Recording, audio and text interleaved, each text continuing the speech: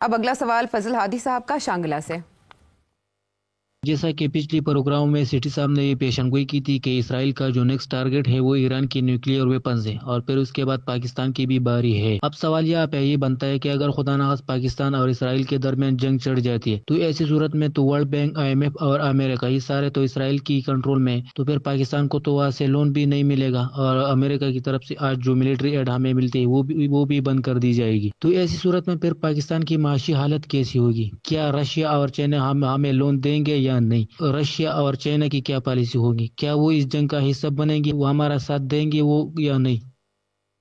जी भाई साहब, ऐसे है कि पाकिस्तान और इसराइल की जंग नहीं होगी, नहीं हो सकती है। उसकी वजह यह है कि एक वो उधर है और एक इधर है और आपस बराह रास्त इनका कोई ताल्लुक भी नहीं है।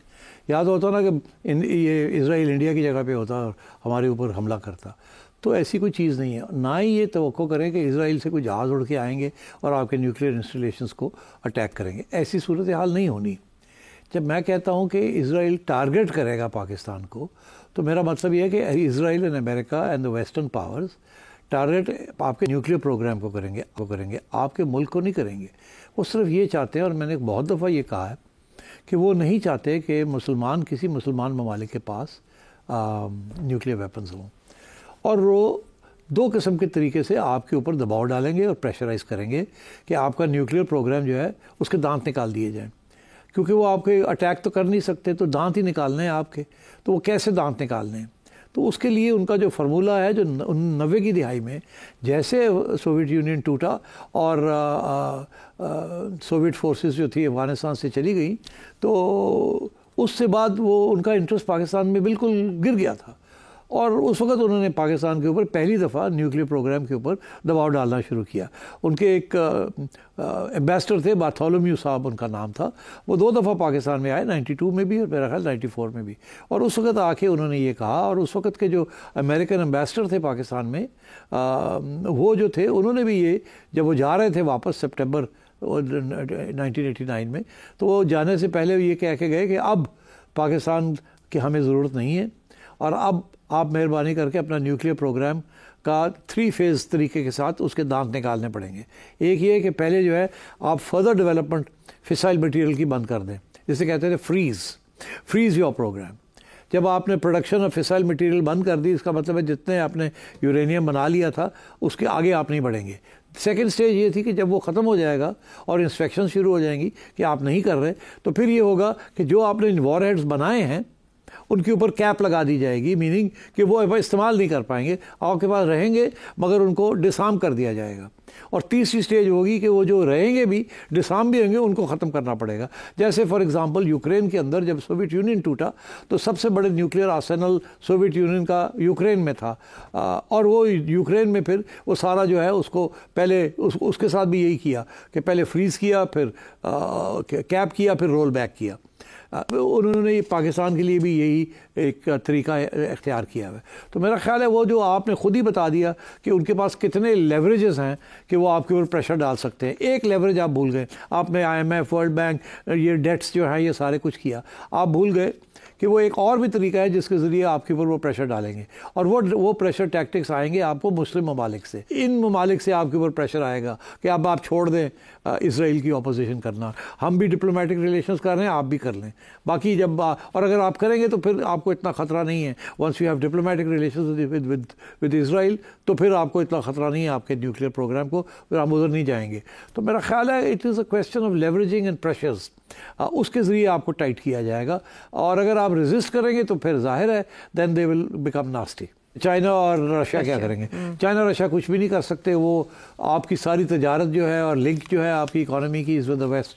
तो चाइना तो आपके तो सिर्फ कर्जे लेते हैं और आपका कोई ख़ास लेना देना नहीं। आप इंपोर्ट करते हैं, एक्सपोर्ट बहुत कुछ भी नहीं करते चाइना को आप, और रशिया के साथ तो तजारत है ही नहीं। So they won't be able to do much. चलिए, जब बात तनाज़ात की हो रही है, मसले की हो रही है, डिफरेंसेस की हो रही है, तो ज़रा बॉर्डर इश्यूज़ भी देख लेते हैं अफ़गानिस्तान के साथ जो हमारे मामला चले, जिसमें हमारे नुमाइंदा वहाँ मौजूद थे। तो अटैक पाकिस्तान की तरफ से किया गया, उनकी तरफ से भी जवाब आया, लेकिन उसको पसपा कर दिया गया अफ़गानिस्तान की तरफ से जो जवाब दिया गया। मीनवाइल हमारे DGISI ताजिकिस्तान पहुँचे हुए हैं और वहाँ के ऑफिशियल से उन्होंने मुलाकात की है। ये दौरा किस तनाजुर में किया गया? इसे तालिबान को धमकी समझा जा रहा है? सही समझा जा रहा है, उसकी वजह यह है कि तालिबान आपकी कोई बात सुनने के लिए तैयार नहीं। अब 1.5 हो गया आप उनको समझा रहे हैं कि ये जो पाकिस्तानी तालिबान आपके यहाँ आपने बैठाए हुए हैं ये हमें नुकसान पहुँचा रहे हैं, हम कब तक ये बर्दाश्त करेंगे। और अभी रिसेंट टाइम्स में तो बहुत ज़्यादा नुकसान होना शुरू हो गया। इसके साथ आपके तल्लुकात चाइना के साथ ख़राब हो रहे हैं और चाइना आपके लिए बड़ा क्रिटिकल पार्टनर है और ऊपर से आपके शहीद हो रहे हैं जवान। तो ये कोई छोटी बात तो नहीं है।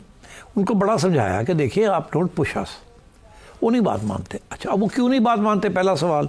दूसरा ये कि अब हम क्या करने जा रहे हैं। वो इसलिए नहीं मानते कि वो समझते हैं कि अगर टीटीपी को उन्होंने तालिबान ने रोका तो टीटीपी जो है वो इस्लामिक IS जो है उसके साथ ना दाइश के साथ ना मिल जाए, क्योंकि वो एक्सट्रीमिस्ट हैं, हार्डलाइनर्स हैं। दाइश जो है वो तालिबान के खिलाफ है, अफगान तालिबान के खिलाफ है। वो तो वहाँ अंदर पावर स्ट्रगल चल रही है। 2 किस्म के ग्रुप्स हैं अफगानिस्तान के अंदर जो इस वक्त तालिबान हुकूमत के खिलाफ खड़े हैं।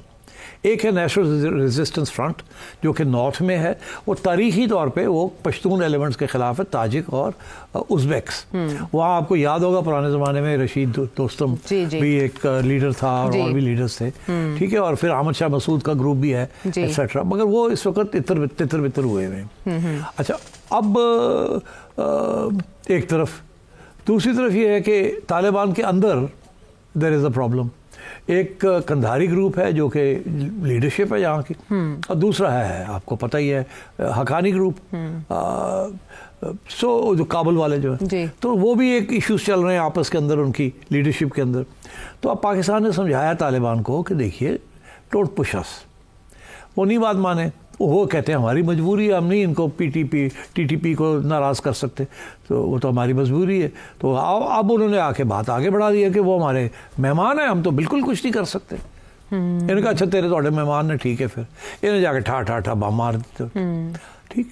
अब तालिबान के पास तो कोई एयरफोर्स नहीं है ना कि इनको रोक सकते हैं। तालिबान के पास तो इरेगुलर और आर्मी भी नहीं है, वो तो इरेगुलर गुरिल्ला वॉरफेयर ही कर सकते हैं। मगर अब तो वो तो इन्वॉल्व है इंटरनल डिफेंस में, तो वो ज़्यादा बॉर्डर पोस्ट को छोटी मोटी ठूठा कर सकते हैं, फायरिंग कर सकते हैं। तो आपने क्या किया है कि एक तो उनको कहा कि अच्छा फिर ऐसी बात है तो फिर ठीक है, ठा हम कर देंगे, और हम जाके इनके टीटीपी के लीडर्स को अटैक करेंगे। उसमें 2 किस्म के फैसले हुए हैं। एक ये कि चुन के उनके लीडर्स को असैसिनेट किया जाए। ये जो टैक्टिक है ये इंडिया से इन्होंने पिकअप किया है।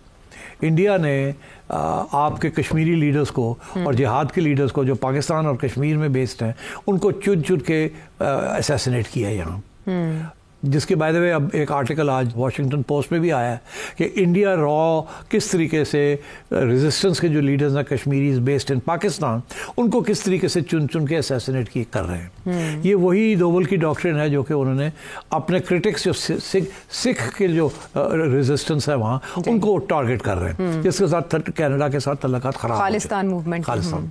तो इंडिया के जो टैक्टिक्स थे कि पिक एंड किल लीडर्स, वो अब हमने कहा अच्छा फिर यह गल है असि फिर तालिबान के भी लीडर्स चुन के ठोकने ऐसे।